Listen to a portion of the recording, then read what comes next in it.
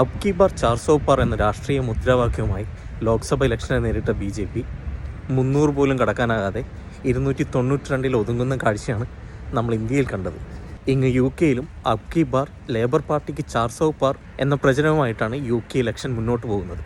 തങ്ങൾക്ക് 400 സീറ്റിൽ കൂടുതൽ കിട്ടുമെന്ന് ലേബർ പാർട്ടിക്കാരല്ല പറയുന്നത്, മറിച്ച് ഇവിടുത്തെ ഒപ്പീനിയൻ പോൾസാണ് ലേബർ പാർട്ടിക്ക് ലാൻഡ് സ്ലൈഡ് വിക്ടറി പ്രവചിക്കുന്നത്. 2019 ജനറൽ ഇലക്ഷനിൽ 203 സീറ്റിൽ ഒതുങ്ങിപ്പോയ ലേബർ പാർട്ടി ഇത്തവണ 428 സീറ്റുമായി അധികാരം പിടിക്കുമെന്നാണ് ലേറ്റസ്റ്റ് YouGov ഒപ്പീനിയൻ പോൾസ് കാണിക്കുന്നത്. UK-യിലെ 4 രാജ്യങ്ങളിലായി 650 പാർലമെന്ററി സീറ്റിലേക്കാണ് ഈ ജൂലൈ 4-ാം തീയതി ഇലക്ഷൻ നടക്കാൻ പോകുന്നത്.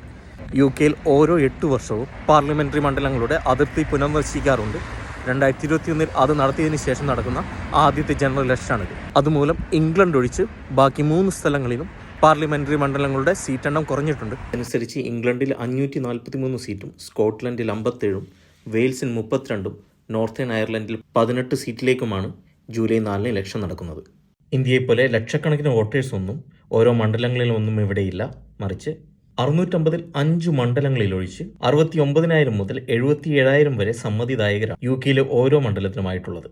കഴിഞ്ഞ 14 വർഷമായി കൺസർവേറ്റീവ് പാർട്ടിയാണ് UK ഭരിക്കുന്നത്. കഴിഞ്ഞ 5 വർഷത്തിനിടെ 4 കൺസർവേറ്റീവ് പ്രൈം മിനിസ്റ്റേഴ്സാണ് UK-ക്കുണ്ടായത്. Theresa May, Boris Johnson, Liz Truss, Rishi Sunak എന്നിവരായിരുന്നു ആ 4 പ്രൈം മിനിസ്റ്റേഴ്സ്. ബ്രെക്സിറ്റിന്റെ തേരിലേറി 2019-ൽ ബോറിസ് ജോൺസൺ നയിച്ച പാർട്ടി 365 സീറ്റുമായിട്ടാണ് UK-യിൽ അധികാരത്തിൽ വന്നത്. എന്നാൽ കോവിഡ് കാലത്ത് നടന്ന പാർട്ടി ഗേറ്റ് സ്കാൻഡലിൽ ഉൾപ്പെട്ട് ബോറിസ് ജോൺസന്റെ കസേര തെറിക്കുകയായിരുന്നു. കോവിഡ് കാലത്ത് സ്ട്രിക്റ്റ് പ്രോട്ടോകോൾ നിലവിലുള്ളപ്പോൾ ബോറിസ് ജോൺസണും കൂട്ടരും നമ്പർ 10 ഡൗണിംഗ് സ്ട്രീറ്റിൽ പാർട്ടി നടത്തി എന്നായിരുന്നു ആരോപണം. ആ ആരോപണം തെളിഞ്ഞതിനെ തുടർന്ന് ബോറിസ് ജോൺസൺ രാജിവെക്കുകയും അതിനുശേഷം ലിസ് ട്രസ് UK പ്രൈം മിനിസ്റ്ററായി അധികാരമേൽക്കുകയും ചെയ്തു. 45 ദിവസത്തെ ബ്രിട്ടനെ ഏറ്റവും കുറഞ്ഞ കാലം ഭരിച്ച പ്രൈം മിനിസ്റ്റർ എന്ന ചീത്തപ്പേരുമായിട്ടാണ് ലിസ് ട്രസ് 2023-ൽ പടിയിറങ്ങുന്നത്. കോവിഡ് മൂലമുണ്ടായ പ്രതിസന്ധികൾ, അഫ്ഗാൻ യുദ്ധം, കൂടാതെ റഷ്യ-ഉക്രൈൻ യുദ്ധം എന്നിവ മൂലം ആടിയുലയുന്ന സ്ഥിതിയിലായിരുന്നു ബ്രിട്ടീഷ് സാമ്പത്തിക വ്യവസ്ഥ. ആ സമയത്താണ് ലിസ് ട്രസ് കൊണ്ടുവന്ന മിനി ബഡ്ജറ്റ് UKയുടെ സാമ്പത്തിക സ്ഥിതിയാകെ തവിടുപൊടിയാക്കിയത്. കഴിഞ്ഞ 80 വർഷത്തെ ഏറ്റവും ഉയർന്ന ഇൻഫ്ലേഷൻ റേറ്റിൽ നിൽക്കുമ്പോഴാണ് ഋഷി സുനക് പ്രധാനമന്ത്രിയായി അധികാരമേക്കുന്നത്. 5 കർമ്മ പദ്ധതികളുമായി അധികാരത്തിലേറിയ ഋഷി സുനകിന് എല്ലാ പ്രോമിസസും ഫുൾഫിൽ ചെയ്യാൻ സാധിച്ചില്ലെങ്കിലും ശരവേഗത്തിൽ കുതിക്കുകയായിരുന്ന ഇൻഫ്ലേഷനെ ബാങ്ക് ഓഫ് ഇംഗ്ലണ്ട് വിചാരിച്ചതുപോലെ 2.5% കൊണ്ടുവരാൻ ഋഷി സുനകിന് സാധിച്ചു. ജോലിക്കാർ പേ ചെയ്തുകൊണ്ടിരിക്കുന്ന നാഷണൽ ഇൻഷുറൻസിന്റെ പെർസെന്റേജ് കട്ട് ചെയ്തതിലൂടെ ജോലിക്കാരുടെ പോക്കറ്റ് കുറച്ചുകൂടെ വീർപ്പിക്കാൻ ഋഷി സുനകിന് കഴിഞ്ഞിരുന്നു. എന്നിരുന്നാലും വേറെ മേജർ ഇഷ്യൂസായ NHS വെയിറ്റിംഗ് ലിസ്റ്റിലും ഇല്ലീഗൽ ഇമിഗ്രേഷൻ തടയാനുള്ള കാര്യത്തിലും ഋഷി സുനക് പരാജയപ്പെട്ടു. ഏകദേശം 75 ലക്ഷത്തോളം ആളുകളാണ് NHS വെയിറ്റിംഗ് ലിസ്റ്റിൽ ഋഷി സുനക് പടിയിറങ്ങുമ്പോൾ ഉള്ളത്. ടോറി ബാക്ക് ബെഞ്ചേഴ്സിന്റെ ഇടയിൽ തനിക്കെതിരെയുള്ള പ്രതിഷേധം കനത്തുകൊണ്ടിരിക്കുന്നതെന്ന് മനസ്സിലാക്കിയ ഋഷി സുനക് ഭരിക്കാൻ 6 മാസം കൂടെ ഉള്ളപ്പോൾ UK ജനറൽ ഇലക്ഷൻ വിളിച്ചത്.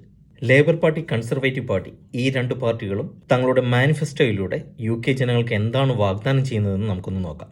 Clear plan, bold action, secure future എന്നതാണ് കൺസർവേറ്റീവ് പാർട്ടിയുടെ മുദ്രാവാക്യം. എന്നാൽ ലേബർ പാർട്ടിയുടെ മുദ്രാവാക്യമാകട്ടെ ചേഞ്ച്. കൺസർവേറ്റീവ് പാർട്ടി തങ്ങളുടെ കുത്തവ മണ്ഡലമായ നോർത്താംപ്ടൺഷെയറിലും ലേബർ പാർട്ടി മാഞ്ചസ്റ്ററിലുമാണ് തങ്ങളുടെ മാനിഫെസ്റ്റോ ഉദ്ഘാടനം ചെയ്തത്. നാഷണൽ ഇൻഷുറൻസിലും VAT-യിലും ഇൻകം ടാക്സ് റേറ്റിലും ഇൻക്രീസ് ഉണ്ടാകില്ലെന്നാണ് ലേബർ മാനിഫെസ്റ്റോ പറയുന്നത്. എന്നാൽ ഒരുപടി കൂടെ കടന്ന് 2027-ഓടെ നാഷണൽ ഇൻഷുറൻസിൽ 2% കൂടെ കട്ടുവരുത്തി 6%ആക്കുമെന്ന് കൺസർവേറ്റീവ് പാർട്ടി വാഗ്ദാനം ചെയ്യുന്നു. സെൽഫ് എംപ്ലോയിഡ് ആൾക്കാരുടെ മെയിൻ റേറ്റ് നിർത്തലാക്കുമെന്നാണ് കൺസർവേറ്റീവ് പാർട്ടിയുടെ മറ്റൊരു വാഗ്ദാനം. പരമ്പരാഗതമായി കൺസർവേറ്റീവ് പാർട്ടിക്ക് വോട്ട് ചെയ്യുന്ന ഓൾഡ് ഏജിനെ പിടിച്ചു നിർത്താനായി പെൻഷൻ ട്രിപ്പിൾ ലോക്ക് എന്ന പദ്ധതിയും കൊണ്ടുവരുമെന്ന് ഋഷി സുനക് വ്യക്തമാക്കി. പെൻഷനേഴ്സിനെ പാർട്ടിയുടെ കൂടെ പിടിച്ചു നിർത്താൻ കഴിയുമെങ്കിലും യുവാക്കളെ കൊണ്ട് പാർട്ടിക്ക് വേണ്ടി വോട്ട് ചെയ്യാൻ സാധിക്കുകയോ ഇല്ലയോ എന്നുള്ളത് ഇപ്പോൾ ഒരു സംശയമായി തുടരുകയാണ്. ഇതിന് പ്രധാന കാരണം എന്ന് പറയുന്നത് ആ കൺസർവേറ്റീവ് മാനിഫെസ്റ്റോയിൽ പറഞ്ഞ ഒരു കാര്യമാണ്. അതായത് UK-യിലെ 18 തികഞ്ഞ വിദ്യാർത്ഥികൾക്ക് നിർബന്ധിത രാഷ്ട്രീയ സേവനം നടപ്പിലാക്കും എന്നുള്ള തീരുമാനമാണ് UK-യിലെ മിക്ക യുവജനങ്ങളും പാർട്ടിക്കെതിരെ തിരിയാൻ കാരണമായിരിക്കുന്നത്. കൊണ്ടുവരാനിരിക്കുന്ന ആ നിർദ്ദേശപ്രകാരം 18 തികഞ്ഞ ഏതൊരു വിദ്യാർത്ഥിയും 1.5 വർഷം മിലിറ്ററിയിൽ വർക്ക് ചെയ്യുകയോ അല്ലെങ്കിൽ NHS പോലെയുള്ള പബ്ലിക് പ്ലേസുകളിൽ വർക്ക് ചെയ്യുകയും വേണം എന്നുള്ളതാണ്. ഏകദേശം 4 മില്യണോളം, അതായത് 40 ലക്ഷത്തോളമുള്ള 18 തികഞ്ഞ വിദ്യാർത്ഥികളാണ് UK-യിലുള്ളത്. ഈ കണക്കനുസരിച്ച് 18 പേരിൽ ഒരാൾ നിർബന്ധിത മിലിറ്ററി സേവനത്തിന് പോകേണ്ടതായിട്ട് വരും.